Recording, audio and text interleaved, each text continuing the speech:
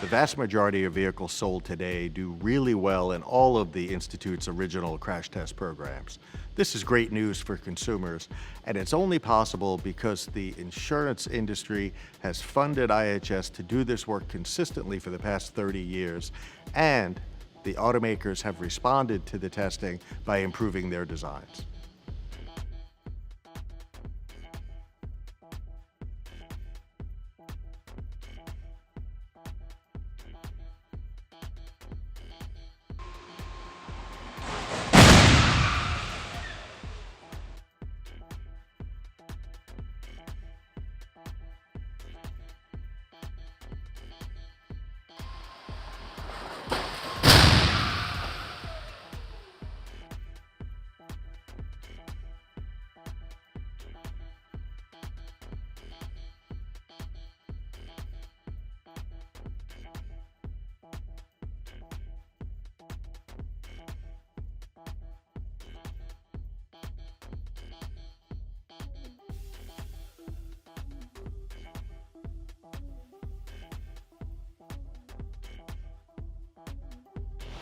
We recently conducted a special crash test between a 1996 and a 2026 Chevy Blazer to show the dramatic improvements in crashworthiness over our 30 years of testing.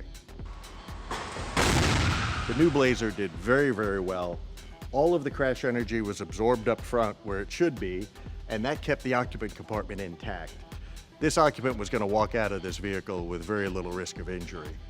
This vehicle, on the other hand, had massive occupant compartment collapse. There's no room for the dummy's legs, and the instrument panel and the steering wheel came back so hard that it hit the dummy in the head, and it actually broke the head off the dummy in this crash test. Nowadays, nearly all vehicles perform like the 2026 model, where we can expect people to be able to walk out of that vehicle unharmed.